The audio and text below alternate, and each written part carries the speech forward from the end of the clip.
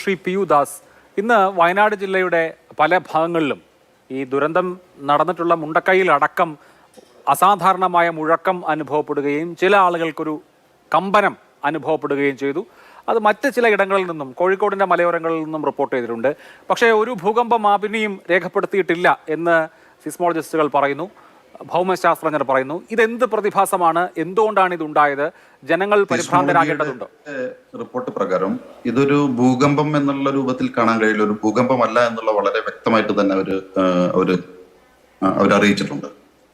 പക്ഷേ സാധാരണഗതിയിൽ ഇത്തരത്തിലുള്ള ഉരുൾപൊട്ടൽ, വലിയ തോതിലുള്ള വലിയ റേറ്റിലുള്ള ഉരുൾപൊട്ടലൊക്കെ സംഭവിച്ചു കഴിഞ്ഞാൽ ഇത്തരത്തിലുള്ള ചില പ്രതിഭാസങ്ങൾ ഭൂമിയിൽ ഉണ്ടാകും എന്നുള്ള കാര്യം അവർ സൂചിപ്പിച്ചിട്ടുണ്ട്.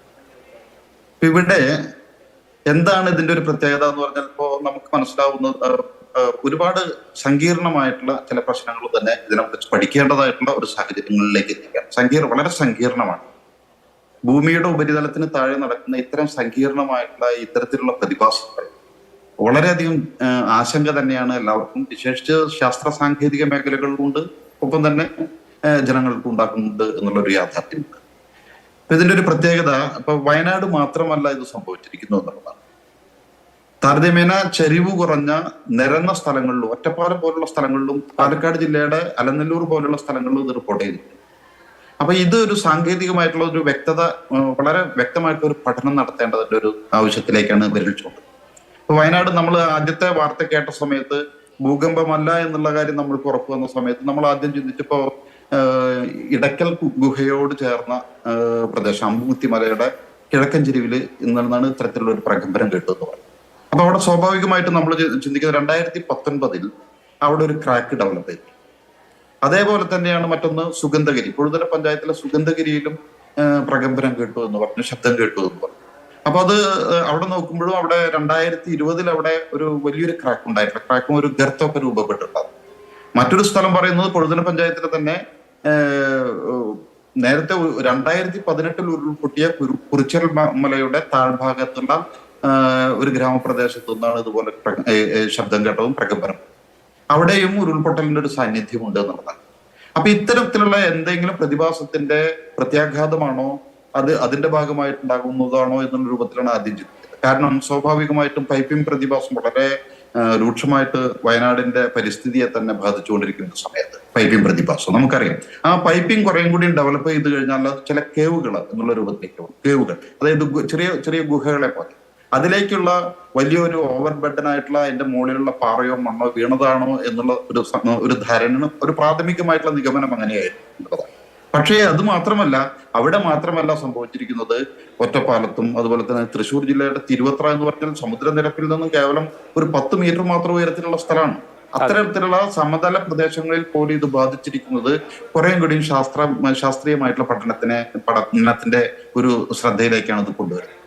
ഇവിടെ ഉരുൾപൊട്ടലിനെ തുടർന്നുണ്ടാവാൻ ചില സാഹചര്യം ഉരുൾപൊട്ടൽ മാത്രമാകണമെന്നില്ല. പശ്ചിമഘട്ടത്തിന്റെ മലനിരകളിൽ വലിയ തരത്തിലുള്ള സബ്സിഡൻസ്, ഭൂമിക്കടിയിൽ തന്നെ കുന്നിന്റെ അകത്ത് തന്നെ ചുരുങ്ങിയ സമയത്ത് അതിതീവ്ര മഴ പെയ്തതിന്റെ ഭാഗമായിട്ട് മഴ കുടിച്ചു കുതിർന്ന കുന്നുകളിന്റെ ഉൾഭാഗത്ത് തന്നെ വലിയ സബ്സിഡൻസ് ചിലപ്പോൾ നമ്മൾ പ്രത്യക്ഷത്തിൽ ചിലപ്പോൾ കണ്ടുവന്നില്ല, സബ്സിഡൻസ് സംഭവിക്കാം.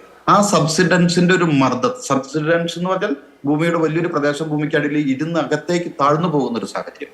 അങ്ങനെ വന്നു കഴിഞ്ഞിട്ടുണ്ടെന്ന് വെച്ചാൽ അതിന്റെ ഒരു മർദ്ദം ഉണ്ടായേക്കാം. ആ മർദ്ദം വ്യത്യസ്തമായിട്ടുള്ള ആംഗിളുകളിൽ, അത് കൃത്യമായിട്ടുള്ള ഫ്രീക്വൻസിയിൽ തന്നെ പല ഭാഗത്തേക്കും ആക്ട് ചെയ്യാനായിട്ടുള്ള സാധ്യത. അത് ഏതെങ്കിലും തരത്തിലൊരു മുന്നറിയിപ്പായി കാണേണ്ടതാണോ? അങ്ങനെയാണെങ്കിൽ ലോകത്ത് എവിടെയെങ്കിലും ഇങ്ങനെ ഒരു ഭൗമശാസ്ത്ര പ്രതിഭാസം റിപ്പോർട്ട് ചെയ്തിട്ടുണ്ടോ? അതായത് ഇത് ആദ്യം ഒരു മുഴക്കം ഉണ്ടാവുക, പിന്നീട് എന്തെങ്കിലും ഒരു ഭൗമ പ്രതിഭാസം ഉണ്ടാവുക, അങ്ങനെ ഒരു പ്രീസിഡൻസ് ഉണ്ടോ? നമ്മുടെ ഇന്ത്യയിൽ ഇത്തരത്തിലെ കേസുകളോ കേരളത്തിലോ ഇതുവരെ ഉണ്ടായിട്ടില്ല എന്നുള്ളത് യാഥാർത്ഥ്യം. പക്ഷെ ലോകത്തിന്റെ പല ഭാഗങ്ങളിലും ഇത്തരത്തിലെ മുഴക്കങ്ങളും അതിനെ തുടർന്നിട്ടുള്ള ആഘാതങ്ങളൊക്കെ ഉണ്ടായിട്ടുള്ള പല റിപ്പോർട്ടുകളും നമുക്ക് നമുക്ക് സെർച്ച് ചെയ്ത് കഴിഞ്ഞാൽ കാണാൻ കഴിയുന്നതാണ്.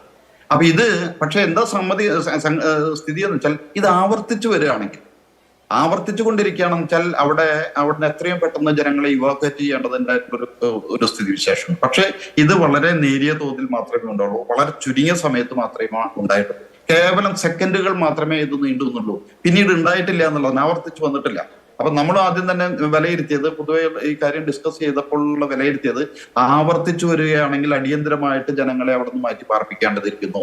പക്ഷെ ആവർത്തിച്ച ഒരു സാഹചര്യം. പക്ഷെ ജനങ്ങൾക്ക് തുടക്കത്തിൽ ഒരു ഭീതി ഉണ്ടായിരുന്നു. പക്ഷെ പിന്നീട് എല്ലാവരെയും ബോധ്യപ്പെടുത്തി പേടിക്കേണ്ടതില്ല എന്നുള്ള രൂപത്തിൽ അറിയിച്ചതിന്റെ അടിസ്ഥാനത്തിൽ കുറെ സമാധാനപരമായിട്ടുള്ള ഒരു സാഹചര്യം അവിടെ ഉണ്ടാക്കാൻ കഴിഞ്ഞിട്ടുണ്ട്. പക്ഷെ നമുക്ക് അതല്ല നമ്മൾ ചിന്തിക്കുന്നത്. ഇത് ഇപ്പോ ജനങ്ങൾക്ക് ആശങ്ക എന്നുള്ള മാത്രമല്ല, ഇതിനൊരു എന്താണ് ഇതിന്റെ റീസൺ, ഇതിന്റെ കാരണം, മറ്റൊരു വാക്കിലൊരു കാരണം ഇതിന് എന്താണെന്ന് കണ്ടെത്താനായിട്ടുള്ള വലിയ അന്വേഷണങ്ങൾ നടത്താൻ, വലിയ പഠനം നടത്തേണ്ടിയിരിക്കുന്നു. തീർച്ചയായും അവിടെ ഇപ്പോ ഈ ചാവക്കാട് മേഖലയിൽ അല്ലെങ്കിൽ ഒറ്റപ്പാലത്ത് സാധാരണ നിലയിൽ ഇപ്പോ പശ്ചിമഘട്ട പർവ്വത നിരകളിൽ ഉണ്ടാവുന്ന ഏതെങ്കിലും ഭൗമ പ്രതിഭാസം എന്നുള്ളതിന് അപ്പുറത്ത് ഇത് പ്ലെയിൻസിലേക്കും ഇതിന്റെ ഒരു തരത്തിലുള്ള പ്രഭാവം അല്ലെങ്കിൽ അതിന്റെ പ്രതിഫലനം ഉണ്ടായി എന്ന് വരുമ്പോൾ അതിന്റെ ഗൗരവ സ്വഭാവം കൂടുകയല്ലേ?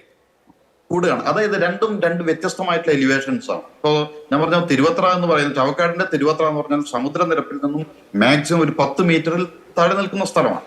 അതേ സമയത്ത് നമ്മളുടെ അമ്പുകുത്തി എന്ന് പറഞ്ഞാൽ ഏകദേശം 800 മീറ്ററോളം വരുന്നതാണ്. നമ്മുടെ മുണ്ടക്കൈ ഉരുൾപൊട്ടിയ സ്ഥലം എന്ന് പറഞ്ഞാൽ ഏകദേശം 2000 മീറ്ററിന് അടുത്ത് വരുന്നതാണ്. അപ്പൊ ഇങ്ങനെ, അതുപോലെ മുക്കത്ത് കോഴിക്കോട് ജില്ലയിലെ കൂടരഞ്ഞാണെന്ന് വെച്ചാലും ഏകദേശം 700-ന് മുകളിൽ നിൽക്കുന്ന സ്ഥലമാണ്.